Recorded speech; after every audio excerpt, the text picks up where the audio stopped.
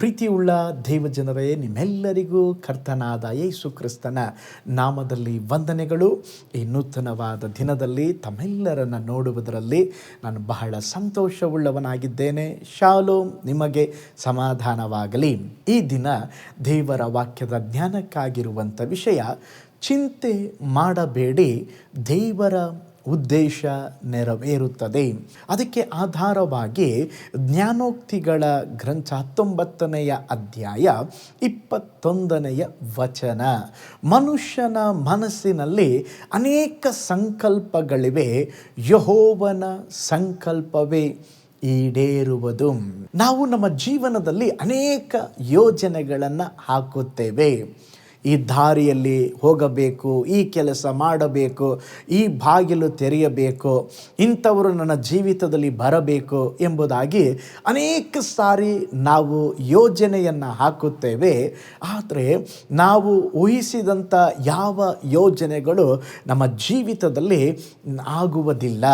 ಕೆಲವು ಸಾರಿ ಬಾಗಿಲು ಮುಚ್ಚಲ್ಪಟ್ಟ ಅನುಭವ, ಕೆಲವು ಸಾರಿ ನಾವು ಪ್ರೀತಿಸಿದ ಜನರು ನಮ್ಮನ್ನು ಬಿಟ್ಟು ಹೋಗಿರುತ್ತಾರೆ, ನಿರೀಕ್ಷಿಸಿದ ಅವಕಾಶ ನಮ್ಮನ್ನು ಕೈ ತಪ್ಪಿರುತ್ತದೆ. ಆ ಸಮಯದಲ್ಲಿ ನಾವು ಕೇಳುವಂಥ ಒಂದು ಪ್ರಶ್ನೆ, ಯೋಚಿಸುವಂಥ ಒಂದು ಪ್ರಶ್ನೆ, ನನ್ನ ಜೀವನ ದೇವರ ಯೋಜನೆಯಿಂದ, ದೇವರ ಪ್ಲ್ಯಾನಿಂದ ದೂರವಿದೆಯಾ? ನೋಡ್ರಿ, ನಮ್ಮ ತಪ್ಪುಗಳಿಂದ ದೇವರ ಉದ್ದೇಶ ಬದಲಾಗುವುದಿಲ್ಲ. ದೇವರ ಉದ್ದೇಶ ನಮ್ಮ ಜೀವಿತದಲ್ಲಿ ಒಂದು ಕಾಲಕ್ಕೂ ಬದಲಾಗುವುದಿಲ್ಲ. ಮನುಷ್ಯರ ಯೋಜನೆಗಳು ಬದಲಾಗಬಹುದು, ಆದರೆ ನಮ್ಮ ಕುರಿತು ದೇವರು ಏನು ಯೋಜನೆ ಹಾಕಿದ್ದಾರೋ ಅದು ಎಲ್ಲವೂ ಹಾಗೆ ಸಂಭವಿಸುತ್ತದೆ. ಎಸ್ತರಳ ಜೀವಿತವನ್ನು ನೆನಪಿಸಿಕೊಳ್ಳ್ರೆ, ಅವಳ ಅರಮನೆಯಲ್ಲಿ ಹುಟ್ಟಿದವಳಲ್ಲ, ಅವಳ ತನ್ನ ತಂದೆ ತಾಯಿಯನ್ನು ಕಳೆದುಕೊಂಡಂಥ ಅನಾಥಳು, ಸಾಮಾನ್ಯ ಒಂದು ಸ್ಥಿತಿಯಲ್ಲಿ ಬೆಳೆದು ಬಂದವಳು. ಆದರೆ ದೇವರು ಮುಂಚಿತವಾಗಿಯೇ ಒಂದು ಮಹಾ ಉದ್ದೇಶವನ್ನು, ಪ್ಲ್ಯಾನನ್ನು, ಯೋಜನೆಯನ್ನು ಎಸ್ತೇರಳ ಕುರಿತಾಗಿ ದೇವರು ಹಾಕಿ ಇಟ್ಟಿದ್ದರು. ದೇವರು ಅವಳನ್ನು ರಾಜನ ಅರಮನೆಗೆ ಕರೆದೊಯ್ದರು. ಅವಳ ಮೂಲಕ ತನ್ನ ಜನರನ್ನು ರಕ್ಷಿಸಿದರು. ಅವಳ ಹಿಂದಿನ ನೋವು ಅಥವಾ ಅವಳ ಹಿನ್ನೆಲೆ ಯಾವುದು ದೇವರ ಉದ್ದೇಶವನ್ನು ತಡೆಯಲಿಲ್ಲ. ನೋಡ್ರಿ, ನಮ್ಮ ಜೀವಿತದಲ್ಲಿ ಕೂಡ ನೀವು ಯಾವುದೇ ಪರಿಸ್ಥಿತಿಯಲ್ಲಿರಲಿ, ನಿಮ್ಮ ಹಿನ್ನೆಲೆಯನ್ನು ನೋಡದೆ ದೇವರ ಉದ್ದೇಶ ನೆರವೇರುತ್ತದೆ. ಪ್ರೀತಿಯುಳ್ಳ ದೇವಜನರೇ, ನಿಮ್ಮ ಜೀವನದಲ್ಲಿ ಸರಿಯಾದ ಬೆಂಬಲ ಇರಲಿಕ್ಕಿಲ್ಲ, ಅವಕಾಶಗಳು ಇಲ್ಲದೇ ಇರಬಹುದು. ಸ್ತೋತ್ರ. ಕೆಲವರು ಬರೀ ನೀವು ನೆನೆಸಬಹುದು, ನಾನು ಒಂದು ಒಳ್ಳೆ ಕುಟುಂಬದಲ್ಲಿ ಹುಟ್ಟಿದರೆ ಚೆನ್ನಾಗಿರುತ್ತಿತ್ತು, ಆದರೆ ನಾನು ನೋಡಿ ಇಂಥ ಒಂದು ಬಡತನದ ಕುಟುಂಬದಲ್ಲಿ ಹುಟ್ಟಿದ್ದೇನೆ, ನನಗೇನು ಸಾಧನೆ ಮಾಡಲಿಕ್ಕೆ ಸಾಧ್ಯ. ಆದರೆ ಒಂದನ್ನು ತಿಳಿದುಕೊಳ್ಳ್ರೆ, ನೀವು ಹುಟ್ಟುವ ಮುಂಚೆನೇ ನಿಮ್ಮ ಕುರಿತಾಗಿ ದೇವರು ಒಂದು ಒಳ್ಳೆಯ ಯೋಜನೆಯನ್ನು ಹಾಕಿದ್ದಾರೆ. ದೇವರ ಉದ್ದೇಶ ನೀನು ಜನ್ಮ ತಾಳಿದ ಆ ಮನೆಗಿಂತ ದೊಡ್ಡದ್ರಿ, ನೀವು ಯಾವ ಹಿನ್ನೆಲೆಯಿಂದ ಬಂದಿದ್ದೀರಾ ಅದಕ್ಕಿಂತಲೂ ದೊಡ್ಡದು. ಯಾಕೆಂದರೆ ದೇವರ ಯೋಜನೆ ನಿಮ್ಮ ಜೀವಿತದಲ್ಲಿ ಅದು ನೆರವೇರುತ್ತದೆ. ನಾವು ಯೋನನ ಜೀವಿತದಲ್ಲಿ ನೋಡುವಾಗ ಅವನು ದೇವರ ಉದ್ದೇಶಕ್ಕೆ ತದ್ವಿರುದ್ಧವಾಗಿ ಹೋದ, ಆದರೂ ಕೂಡ ಅವನು ತಪ್ಪು ಮಾಡಿದ. ಆದರೆ ದೇವರು ಅವನನ್ನು ಆ ಉದ್ದೇಶಕ್ಕೆ, ಯಾವ ಉದ್ದೇಶಕ್ಕೆ ಯೋನನನ್ನು ಇಟ್ಟಿದ್ರೋ ಅದಕ್ಕೆ ದೇವರೇ ಕರೆತಂದರು. ಚಂಡಮಾರುತ ಬಂತು, ದೊಡ್ಡ ಮೀನು ಅವನನ್ನು ನುಂಗಿತು, ಕೊನೆಗೆ ಅವನು ಹೋಗಬೇಕಾದ ದಾರಿಗೆ ಬಂದನು. ಇದರಲ್ಲಿ ಒಂದು ದೊಡ್ಡ ಆತ್ಮಿಕ ಸತ್ಯಾಂಶವಿದೆ. ನಮ್ಮ ತಪ್ಪುಗಳು ಕೆಲವೊಮ್ಮೆ ವಿಳಂಬ ತರಬಹುದು, ಕಷ್ಟ ತರಬಹುದು, ದಾರಿಗಳನ್ನು ಕಠಿಣಗೊಳಿಸಬಹುದು. ಆದರೆ ದೇವರ ಕೃಪೆ ನಮ್ಮ ತಪ್ಪಿಗಿಂತ ದೊಡ್ಡದು. ಇನ್ನೊಂದು ಸಾರಿ ಹೇಳ್ತೇನೆ, ದೇವರ ಕೃಪೆ ನಮ್ಮ ತಪ್ಪಿಗಿಂತ ದೊಡ್ಡದು. ನೀವು ಹಿಂದಿನ ದಿನಗಳಲ್ಲಿ ತಪ್ಪು ಮಾಡಿದರೂ ದೇವರು ನಿಮ್ಮನ್ನು ಮತ್ತೆ ಎಬ್ಬಿಸಿ ತನ್ನ ಉದ್ದೇಶದ ದಾರಿಗೆ ತರಬಲ್ಲರು. ಮೋಶೆ ಜೀವನ ಇನ್ನೂ ಅದ್ಭುತ ರೀ. ಅವನು ಜನಿಸಿದ ಕಾಲ ಅಪಾಯದ ಕಾಲ. ಫರೋಹನನು ಇಸ್ರಾಯೇಲರ ಆ ಗಂಡು ಮಕ್ಕಳನ್ನು ಕೊಲ್ಲಿಸಲು ಆಜ್ಞೆ ಹೊರಡಿಸಿದಂಥ ಸಮಯ. ನೋಡ್ರಿ, ಮೋಶೆ ಆ ತಪ್ಪಾದ ಸಮಯದಲ್ಲಿ ಅವನು ಜನಿಸಿದಂತೆ ಕಾಣುತ್ತಾ ಇತ್ತು. ಆದರೆ ದೇವರು ತಪ್ಪು ಮಾಡುವವರಲ್ಲ. ಮೋಶೆಯ ತಾಯಿ ಇನ್ನೂ ಅವನನ್ನು ಬಚ್ಚಿಟ್ಟುಕೊಳ್ಳಲಾಗದೆ ಬುಟ್ಟಿಯಲ್ಲಿ ಇಟ್ಟು ನೈಲ್ ನದಿಗೆ ಬಿಟ್ಟಳು. ಅದು ನೋವಿನ ಕ್ಷಣವಾಗಿತ್ತು. ಆದರೆ ಆ ಬುಟ್ಟಿಯಲ್ಲಿ ಇಡಲ್ಪಟ್ಟಂಥ ಮೋಶೆ, ಆ ನದಿಯೇ ಮೋಶೆಯನ್ನು ಅರಮನೆಗೆ ಕರೆದೊಯ್ಯಿತು. ಫರೋಹನ ಮಗಳು ಅಲ್ಲಿ ಸ್ನಾನ ಮಾಡಲಿಕ್ಕೆ ಬಂದಾಗ ಅದನ್ನು ನೋಡಿ ಆ ಮಗುವನ್ನು ಕರ್ಕೊಂಡು ಹೋಗಿ ಅರಮನೆಯಲ್ಲಿ ಅವಳೇ ಸ್ವಂತ ಮಗುವಿನ ಹಾಗೆ ಬೆಳೆಸಿದಳು. ನೋಡ್ರಿ, ದೇವರ ಉದ್ದೇಶ ಅದು ಅತ್ಯದ್ಭುತವಾಗಿರುತ್ತದೆ. ಆ ಕ್ಷಣಿಕ ಕಾಲದಲ್ಲಿ ನಮಗೆ ಅರ್ಥವಾಗುವುದಿಲ್ಲ.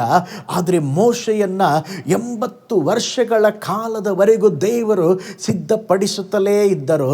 ನಂತರ ಇಸ್ರಾಯೇಲ್ ಜನರನ್ನು ಬಿಡಿಸಲು ಉಪಯೋಗಿಸಿಕೊಂಡರು. ನೋಡ್ರಿ, ನಮ್ಮ ಜೀವಿತದಲ್ಲಿ ಸಹ ದೇವರು ಏನು ಯೋಜನೆ ಹಾಕಿದ್ದಾರೋ ಅದು ಖಂಡಿತವಾಗಿ ಅದು ನೆರವೇರುತ್ತದೆ. ಅದಕ್ಕೆ ಬೈಬಲ್ ಹೇಳ್ತದೆ, ದೇವರನ್ನು ಪ್ರೀತಿಸುವವರಿಗೆ ಎಲ್ಲ ಕಾರ್ಯಗಳು ಒಳ್ಳೆಯದಾಗಿ ನಡೀತದಂತೆ. ಪ್ರೀತಿಯುಳ್ಳ ದೇವಜನರೇ, ನೀವು ಯೋಚಿಸುವುದಕ್ಕಿಂತ ದೊಡ್ಡದಾಗಿ ದೇವರ ಉದ್ದೇಶ ನೆರವೇರುವ ದಿನಗಳನ್ನು ನೀವು ಕಾಣಲಿಕ್ಕಿದ್ದೀರಾ. ಮನುಷ್ಯನ ಯೋಜನೆ ಬದಲಾಗಬಹುದು, ಆದರೆ ದೇವರ ಉದ್ದೇಶ ಯಾವಾಗಲೂ ಬದಲಾಗುವುದಿಲ್ಲ. ಮನುಷ್ಯನ ಮನಸ್ಸಿನಲ್ಲಿ ಅನೇಕ ಸಂಕಲ್ಪಗಳಿದ್ದರೂ ದೇವರ ಸಂಕಲ್ಪವೇ ಈಡೇರುವುದು. ನಮ್ಮ ಜೀವಿತದಲ್ಲಿ ಅನೇಕ ಯೋಜನೆಗಳಿದ್ದರೂ ನಮ್ಮ ಜೀವಿತದಲ್ಲಿ ದೇವರ ಯೋಜನೆಗಳು ಮಾತ್ರ ನೆರವೇರುತ್ತದೆ. ಹಾಗಾದರೆ ದೇವರೇ, ನನ್ನ ಜೀವಿತದಲ್ಲಿ ನೀವು ಇಡಲ್ಪಟ್ಟ ಉದ್ದೇಶ ಯೋಜನೆಗಾಗಿ ಸ್ತೋತ್ರ ಎಂಬುದಾಗಿ ಹೇಳಿ ನಾವು ಪ್ರಾರ್ಥನೆ ಮಾಡೋಣ. ಕಣ್ಗಳನ್ನು ಮುಚ್ಚೋಣ, ನಾವು ಪ್ರಾರ್ಥಿಸೋಣ. ಪರಲೋಕದಲ್ಲಿ ವಾಸ ಮಾಡುವ ನಮ್ಮ ತಂದೆಯಾದ ದೇವರೇ, ಈ ಅದ್ಭುತವಾದ ಸಮಯಕ್ಕಾಗಿ ಸ್ತೋತ್ರ. ದೇವರೇ, ನಮ್ಮ ಜೊತೆಯಲ್ಲಿ ಮಾತನಾಡಿದ್ದೀರಾ. ದೇವರೇ, ನಿಮ್ಮ ಉದ್ದೇಶ ದೇವರೇ ಅಪ್ಪ, ನಿಮ್ಮ ಯೋಜನೆಗಳು ನಮ್ಮ ಜೀವಿತದಲ್ಲಿ ದೇವರೇ ನಾವು ನೆನೆಸುವುದಕ್ಕಿಂತ ಮಿಗಿಲಾಗಿದೆ. ದೇವರೇ, ತಾಯಿ ಗರ್ಭದಲ್ಲಿರುವಾಗಲೇ ನಮ್ಮನ್ನು ಕಂಡ ದೇವರು ನೀವು, ಹೆಸರಿಡಿದು ಕರೆದಂಥ ದೇವರು ನೀವು.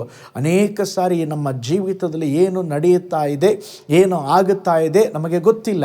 ಆದರೆ ದೇವರೇ, ಎಲ್ಲವೂ ನಿಮ್ಮ ಉದ್ದೇಶದ ಮೇರೆಗೆ, ನಿಮ್ಮ ಯೋಜನೆ ಮೇರೆಗೆ ನೀವು ನಡೆಸ್ಕೊಂಡು ಹೋಗ್ತಾ ಇದ್ದೀರಾ. ಅದಕ್ಕಾಗಿ ನಿಮಗೆ ಸ್ತೋತ್ರಪ್ಪ. ಈ ವಿಡಿಯೋನ ವಾಚ್ ಮಾಡ್ತಿರುವ ಎಲ್ಲ ಕುಟುಂಬಗಳನ್ನು ಧಾರಾಳವಾಗಿ ಆಶೀರ್ವಾದ ಮಾಡಿರಿ. ನಿನ್ನ ಕೃಪೆಯಿಂದ ಬಲದಿಂದ ತುಂಬಿಸ್ರಿ. ಯೇಸುವಿನ ಹೆಸರಿನಲ್ಲಿ ತಂದೆಯೇ, amen, amen. Praise the lord. ದೇವರ ಉದ್ದೇಶದಲ್ಲಿ ನೀವಿದ್ದೀರಾ. ದೇವರ ಉದ್ದೇಶ ನಿಮ್ಮ ಜೀವಿತದಲ್ಲಿ ನೆರವೇರಲಿಕ್ಕಿದೆ.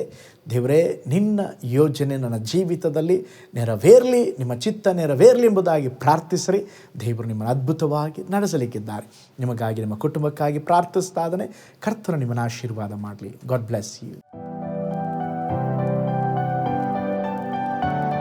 ಕರ್ತನಲ್ಲಿ ಪ್ರಿಯರೇ, ಈ ಸಂದೇಶ ಮತ್ತು ಪ್ರಾರ್ಥನೆ ನಿಮಗೆ ಆಶೀರ್ವಾದಕರವಾಗಿದ್ದರೆ, ದೇವರು ನಿಮ್ಮನ್ನು ಪ್ರೇರೇಪಿಸಿದರೆ, ನಂಬಿಕೆಯಿಂದ ಸಾಗುವ ಈ ಸೇವೆಗೆ ನಿಮ್ಮ ಅಮೂಲ್ಯವಾದ ಕಾಣಿಕೆಯನ್ನು ಬಿತ್ತಿರಿ. ಪ್ರೀತಿಯ ದೇವಜನರೇ, ವಾಯ್ಸ್ ಆಫ್ ಹೋಪ್ ಮಿನಿಸ್ಟ್ರಿಯ ವತಿಯಿಂದ ಕೋರಮಂಗಲದಲ್ಲಿ ಪ್ರತಿ ಭಾನುವಾರ ಬೆಳಿಗ್ಗೆ 9:30ಕ್ಕೆ ಕನ್ನಡ ಆರಾಧನೆ ನಡೆಯುತ್ತಿದೆ. ಆತ್ಮಭರಿತವಾದ ಆರಾಧನೆ, ಮನಮುಟ್ಟುವ ಸಾಕ್ಷಿ, ಬಲಪಡಿಸುವ ದೇವ ಸಂದೇಶ. ಬನ್ನಿ, ನಮ್ಮೊಂದಿಗೆ ಭಾಗಿಯಾಗಿ ಕರ್ತನನ್ನು ಆರಾಧಿಸಿರಿ. ನೂತನ ತಿಂಗಳ ಆಶೀರ್ವಾದ ಕೂಟ ಪ್ರತಿ ತಿಂಗಳು ಮೊದಲ ದಿನ ಸಂಜೆ 7 ಗಂಟೆಗೆ. ಪ್ರತಿ ತಿಂಗಳು 2ನೇ ಶನಿವಾರ ಬಿಡುಗಡೆ ಉಪವಾಸ ಪ್ರಾರ್ಥನೆ ಕೂಟ ಬೆಳಿಗ್ಗೆ 10:30ಕ್ಕೆ. ನಿಮಗಾಗಿ ಪ್ರಾರ್ಥಿಸಬೇಕೆ? ನಿಮಗೆ ಯಾವುದಾದರೂ ಪ್ರಾರ್ಥನೆ ಮನವಿಗಳು ಇರುವುದಾದರೆ ಕೆಳಗಿನ ನಂಬರಿಗೆ ಕರೆ ಮಾಡಿ ಅಥವಾ ವಾಟ್ಸಪ್ ಮಾಡಿ. ಈ ಆತ್ಮಿಕ ಸಂದೇಶಗಳು ನಿಮಗೆ ಆಶೀರ್ವಾದಕರವಾಗಿದ್ದರೆ ಲೈಕ್ ಮಾಡಿರಿ. ಇಂಥ ಅದ್ಭುತ ಸಂದೇಶ ಪ್ರತಿದಿನ ನೋಡಲು ಬಯಸುವುದಾದರೆ ಸಬ್ಸ್ಕ್ರೈಬ್ ಮಾಡಿ ಹಾಗೂ ಇತರರೊಂದಿಗೆ ಶೇರ್ ಮಾಡಿರಿ. ಕರ್ತನು ನಿಮ್ಮನ್ನು, ನಿಮ್ಮ ಕುಟುಂಬವನ್ನು ಆಶೀರ್ವದಿಸಲಿ.